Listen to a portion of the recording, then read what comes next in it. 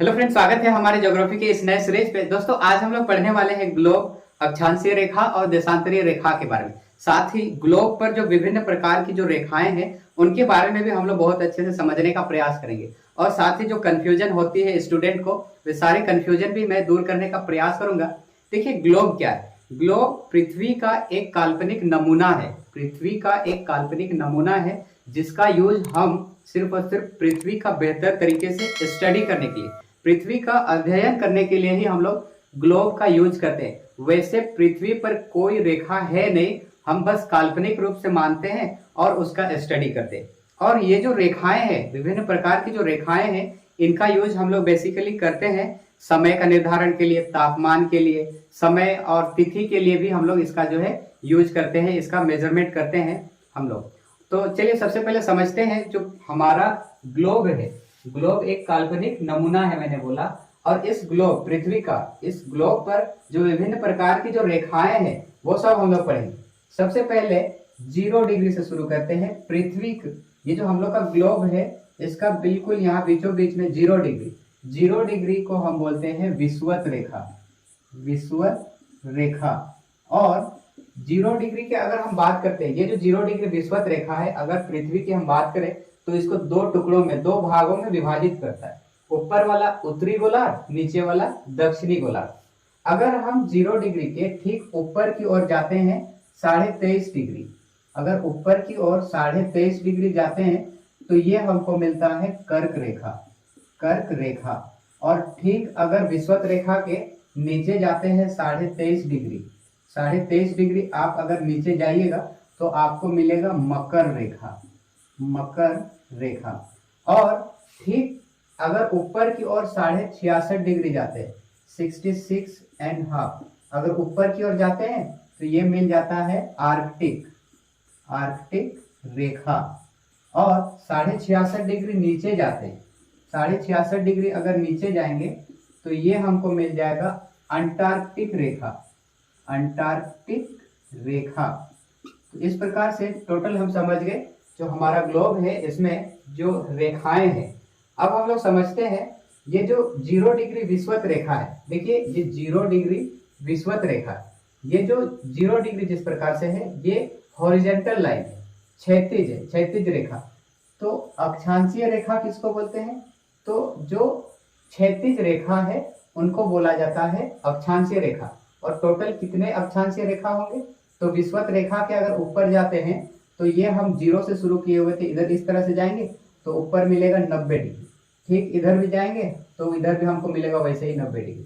अगर 90 डिग्री वाले को कोई रेखा ना माने तो टोटल कितने हो जाएंगे? ऊपर हमको मिल जाएंगे 89, नीचे विषुवत रेखा के नीचे अगर जाएंगे तो 89 और एक विषुवत रेखा वाला। तो इस प्रकार से हम लोग के पास टोटल 179 जो है हम लोग के पास क्या हो जाते हैं? अक्षांशीय रेखा हो जाते हैं। और अगर ऊपर से नीचे की हम बात करते हैं, यहाँ पर है नॉर्थ पोल और यहाँ पर है साउथ पोल, उत्तरी ध्रुव और दक्षिणी ध्रुव। उत्तरी ध्रुव और दक्षिणी ध्रुव को मिलाने वाले जो काल्पनिक रेखाएं हैं, उत्तरी ध्रुव और दक्षिणी ध्रुव, इनको मिलाने वाली ये रेखाएं ही है देशांतर रेखा। और टोटल देशांतर रेखा कितनी है?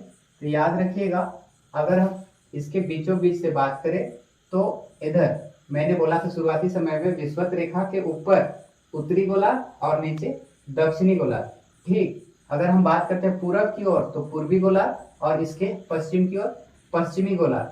तो पश्चिम की ओर टोटल 180 और पूरब की ओर भी हो जाएंगे 180।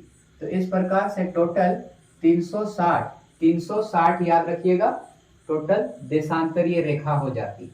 तो हम समझ गए अक्षांशीय रेखा और देशांतरीय रेखा क्या है। अब दोनों के बीच का दूरी को समझते। देखिए, ये जो हॉरिजॉन्टल लाइन है, ये जो क्षैतिज रेखाएं हैं, इस प्रकार से, इस प्रकार की जो रेखाएं हैं, यही है हम लोग का अक्षांशीय रेखा। और एक अक्षांशीय रेखा और दूसरे अक्षांशीय रेखा के बीच का जो दूरी होता है, याद रखिएगा, 111 किलोमीटर होती है, 111 किलोमीटर हो जाती है। टोटल दो अक्षांशीय रेखाओं के बीच का दूरी याद रखिएगा।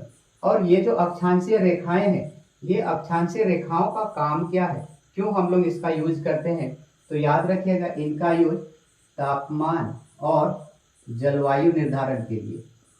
किसी भी जगह का तापमान क्या है, जलवायु क्या है, इसका निर्धारण के लिए हम यूज करते हैं अक्षांशीय रेखाओं।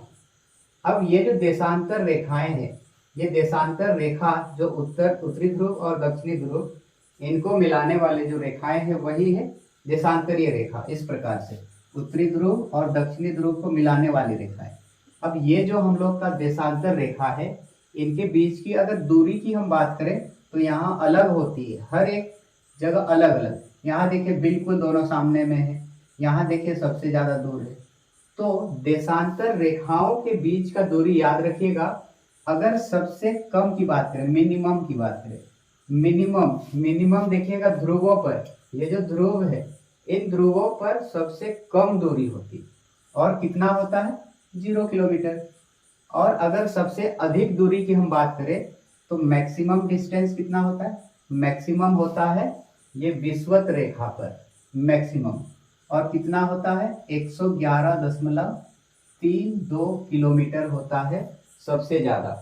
तो अक्षांशीय रेखाओं के बीच का दूरी 111 याद रखिएगा, और देशांतरीय में दो चीज याद रखिएगा, न्यूनतम दूरी हो गया 0 किलोमीटर जो कि ध्रुवों पर होती है, और मैक्सिमम होती है 111.32 किलोमीटर जो कि विषुवत पर होती है।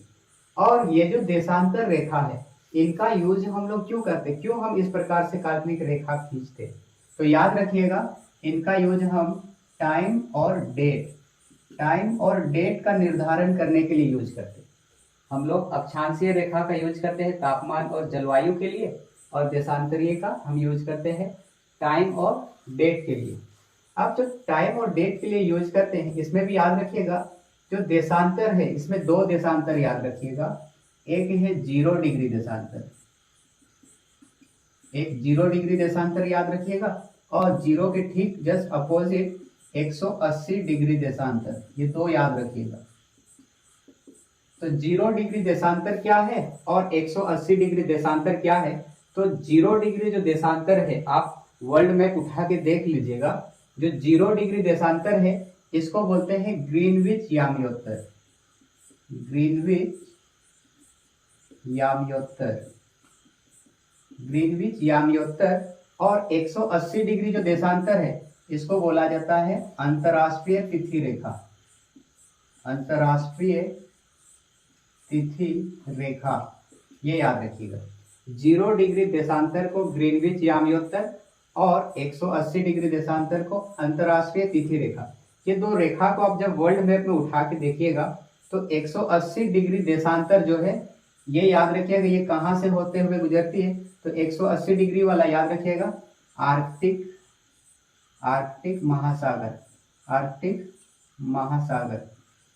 महासागर याद रखिएगा। फिर याद रखिएगा चुकी सागर, बेरिंग स्ट्रीट, और एक याद रखिएगा प्रशांत महासागर, आर्कटिक सागर, चुकी सागर, बेरिंग स्ट्रीट और प्रशांत महासागर याद रखिएगा। और ग्रीनविच याम्योत्तर याद रखिएगा ये कहाँ से होते हुए गुजरती है, तो ग्रीनविच याद रखिएगा ये जो 0 डिग्री देशांतर है ये इंग्लैंड का जो लंदन है, लंदन का एक शहर है ग्रीनविच, वहां से होते हुए जो है आगे चलती, क्योंकि बहुत ज्यादा फेमस है इसीलिए इसी के नाम से ही जो है रखा गया। और याद रखिएगा कौन कौन, तो यूके से होते हुए गुजरती है, फिर फ्रांस, फ्रांस हो गया, फिर स्पेन, फ्रांस हो गया, स्पेन हो गया,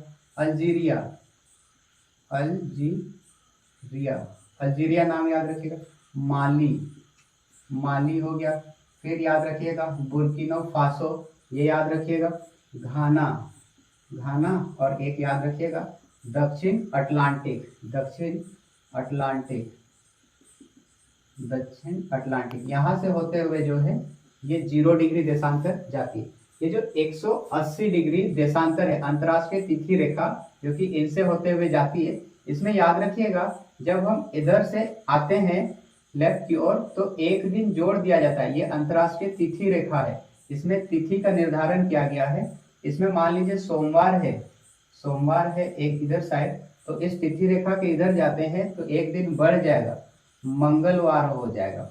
और अगर इधर से ठीक वापस इधर जाएंगे तो एक दिन घटा दिया जाता है। अगर इधर मंगलवार है तो ठीक उधर जाएंगे तो एक दिन घटा लिया जाता है।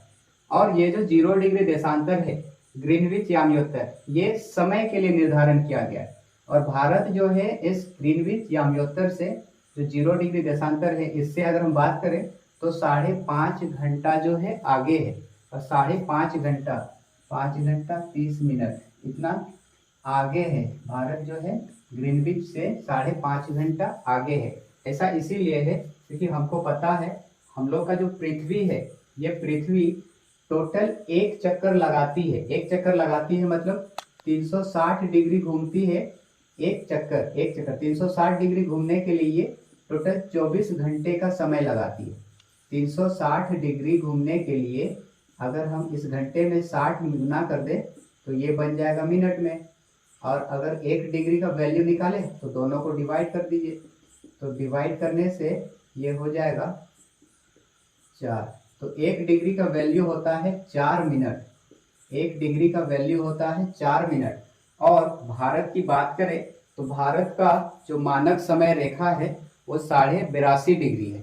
और 82.5 डिग्री को जब हम इससे पुट कर देते हैं वैल्यू, तो हम लोग को मिल जाता है 5.5 घंटा। तो भारत का अगर समय की बात करें तो वो जो ग्रीनविच याम्योत्तर है उससे 5.5 घंटा आगे की ओर जो है। तो इस प्रकार से हम लोग समझ गए। अब एक बात और समझते हैं, ये जो 0 डिग्री अक्षांशीय है, ये जो विषुवत रेखा और जो हम लोग का देशांतरीय है, तो 0 डिग्री देशांतर, 0 डिग्री ये अक्षांशीय और 0 डिग्री जो देशांतर है, ये दोनों एक दूसरे को कट कहाँ करते हैं? मैंने बोला 0 डिग्री अक्षांश, 0 डिग्री अक्षांश और 0 डिग्री देशांतर, 0 डिग्री अक्षांश और 0 डिग्री देशांतर, ये एक दूसरे को कट कहाँ करते हैं? तो याद रखिएगा अटलांटिक महासागर, अटलांटिक महासागर में एक दूसरे को जो है कट करते हैं। तो ये बात भी हम लोग समझ गए।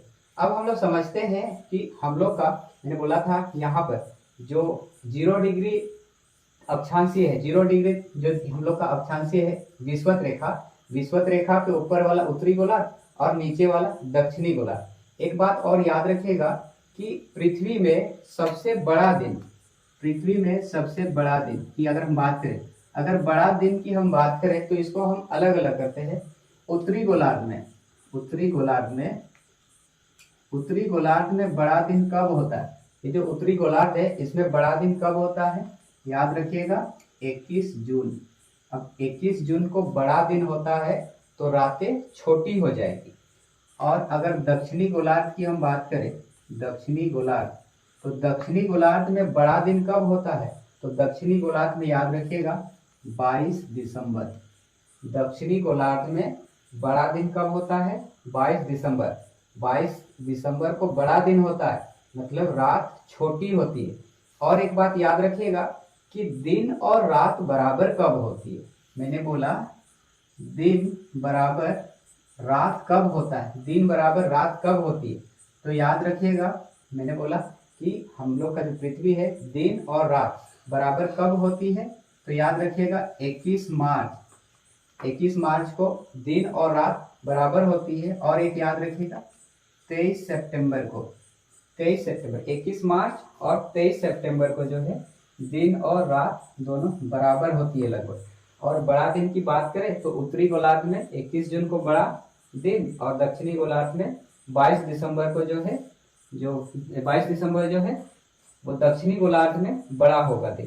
तो इस प्रकार से हम लोग आज की इस वीडियो में समझे ग्लोब क्या है, अक्षांशीय, देशांतरीय रेखा, और साथ ही जो हम लोग का ग्लोब है इसमें जो विभिन्न रेखाएं हैं उसको समझने का प्रयास किए। 0 डिग्री देशांतर, 180 डिग्री देशांतर, और साथ ही हम लोग जो ये अक्षांशीय और देशांतरीय है रेखा, इनका यूज हम लोग किस प्रकार से समय और तिथि का निर्धारण करते हैं, जलवायु का, तापमान का यूज करते हैं। आई होप आपको वीडियो पसंद आया होगा। इसी तरह का मजेदार वीडियो के लिए इस चैनल को सब्सक्राइब करेंगे और मिलते हैं इसी तरह का नेक्स्ट वीडियो में। तब तक के लिए थैंक यू।